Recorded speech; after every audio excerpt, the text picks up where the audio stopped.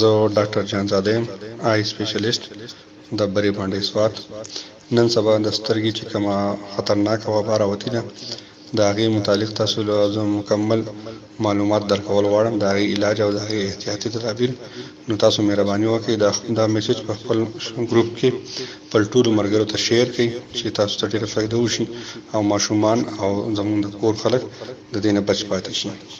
دا ته اشوبي چشم دی. دا اشوبي چشم څه شی دی؟ دې ته ایډینووایرل کنجکټیوایټس ویلی شي.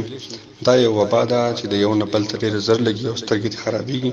دا شروع شوه په کراچۍ کې وه، د هغې نه بعد پنجاب ته راغله او نن سبا زموږ KPK کې هم ډېر مریضان د دې نه متاثره دي. د دې علامات څه دي تاسو به څنګه پیژنئ؟ په دې کې له ټول ناول سترګه یوه سره شي او بیا د هغې نه بعد بله سترګه هم سره شي، تکه سرۍ، سترګه خارښ کوي، اوبه ترې ډېرې زیاتې راځي او درد هم کوي. کله ناکله په دې کې د غوږونو په خوا کې کمې دانې هغه هم وپړسېږي او درد بیا هم کولی شي. اوس دا خو د دې علامات شو، د دې وجه صحیح د یو نه بل ته را څنګه لګېدی شي.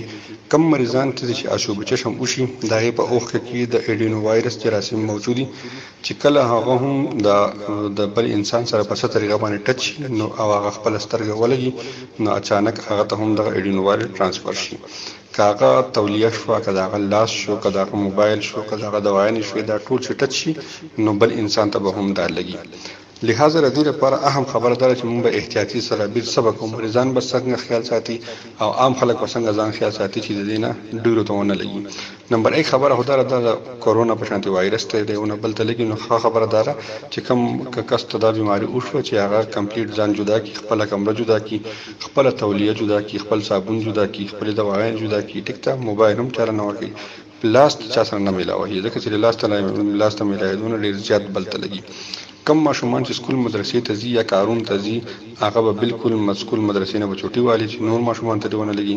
کار والا خلک دفترو مفترو ته به نه ځي چې د هغو ته هم دا ونه لګي نور خلکو ته. غټه خبره پکې دا ده تورې چشمې د هم استعمالوي او موبایل استعمال ډېر کم کړي، ولې ځکه موبایل به دا واړه هم رالي، په کور کې به زنانه هم رالي او کوته به دا کېږي. اوس په راشو علاج حوالې سره. علاج د دې ډېر ساده دی خو دې کې داسې چې دا په خپله ختمېږي، لکه 15-20 ورځو بعد یا 10-12 ورځې بعد دا په خپله هم ټیک کېږي.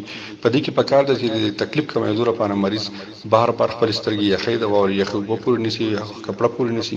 د هغې نه علاوه دې خپل ټکي دي او ملهم هم دي، هغه به کوشش وکړي چې تاسو ته کوم نږدې آی سپیشلیست موجود دي هغه سره چیک اپ هم وکړي او د هغه نه دوايانې تاسو استعمال شروع کړئ او په زیاتې غلطې دوايانې استعمال نشي په دې کې. ټیک شو.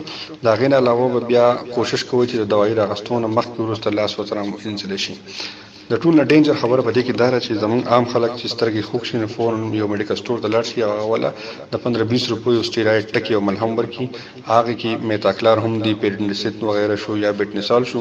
نو کوشش به کوئ چې دا به مطلقا نه استعمالوئ یا په کور کې د تردایي چې کور نه گزار شي. د هغې وجه دا ده چې دا ټکي چې دي نو دا دغه ایډینووایرل کنجکټیوایټس نور هم سیوا کوي. د هغې نه علاوه چې لږ استعمال سیوا وشي نو په سترګو کې په تورې اوبه هم کوي او د هغې نه علاوه به پکې بیا پردې هم راولي. نو کوشش کوئ چې د ځان ټکي پیدا کې بالکل ونه شي. او د دې بیماری نقصانات څه دي؟ سترګې ته نقصان ورکولی شي، که نشي ورکولی، نظر ختمولی شي، که نشي ختمولی.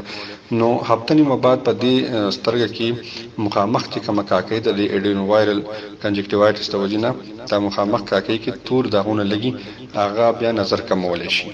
نو احتیاط ډېر ضرور دی. د هغې نه علاوه کله ناکله پکې بیکټیریل کنجکټیوایټس هم وشي.